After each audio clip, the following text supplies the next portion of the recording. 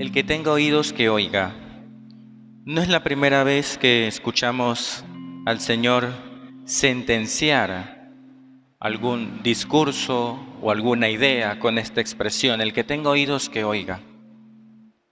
En este caso, está hablando de Juan el Bautista, el mayor nacido de mujer, aquel que, como lo comentábamos el domingo pasado, es el precursor del Mesías, el que tenía que anunciar la inminente llegada del Mesías, del Salvador. Pero había gente que le escuchaba y se convertía con el discurso de Juan y acogía luego al Mesías, pero había gente que no creía en Juan el Bautista, gente que pensaba que estaba loco. Un poco de pistas da, ¿no? En el desierto, piel de camello, saltamontes, miel silvestre. Bueno, unos se admiraban, otros ni caso.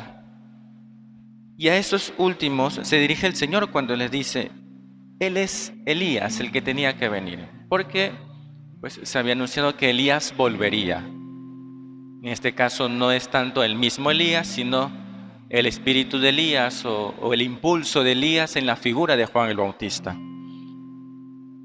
Pero no quieren creer. Y por eso el Señor dice, el que tenga oídos que oiga, el que quiera creer que crea. Eso a lo largo de las páginas del Evangelio se nota porque cuánta gente ya en la vida pública de Jesús no aceptaba su mensaje y no querían creer. O cuánta gente viendo milagros, incluso viendo resucitar muertos, como fue el caso de Lázaro, que fue portentoso y que llamó mucho la atención, y había ahí también gente que estaba en contra de Jesús, que a pesar de ver la resurrección de un muerto no creyeron. Y es que para creer hay que querer, hay que quererlo. La fe no es una cuestión solo de cabeza o que nos entre por los ojos, hay que quererlo. Si se quiere, se da el paso siguiente, que es el creer. Y esto muestra también cómo, y esta es la idea que queremos transmitir, cómo la dureza de corazón hace muchas veces imposible que el don de la fe penetre en el corazón de alguien, de alguna persona, que penetre en alguien.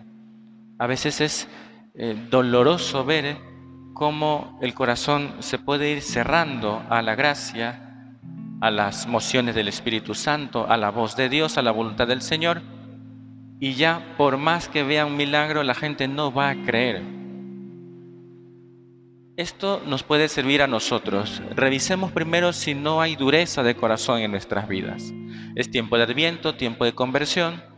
Se nos invita constantemente al arrepentimiento, pero podemos estar duros de corazón y decir, bueno, eso a mí no me toca, o eso yo no necesito.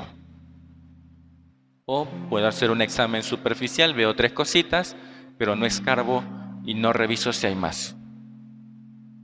Pero también nos puede servir un poco de consuelo en el apostolado, en el trato con los demás, cuando intentamos acercar un alma a Dios. Porque a veces podemos pensar que es con nuestro argumento cómo vamos a convencer a la persona, ya vas a ver el discurso que le voy a echar y no hay manera en que no se convierta. Pero no, a veces la dureza de corazón hace que incluso el discurso más elocuente sirva de poco.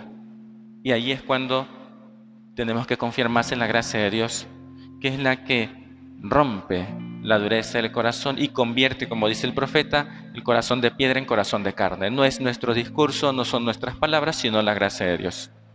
Tanto para nosotros, que podemos ser duros de corazón, como para los demás con los que tratamos, vamos tú y yo a pedirle al Señor que nos conceda la gracia de romper esa dureza, de sensibilizar el corazón a la voz de Dios, de que nuestros corazones, los propios y los de los demás, estén siempre atentos a la voz del Señor. El que tenga oídos que oiga, dice el Señor en el Evangelio. Al final está la libertad. Cada uno aceptará o no el mensaje. vamos tú y yo a pedirle al Señor que lo aceptemos y podamos con alegría comunicarlo a los demás. Que así sea.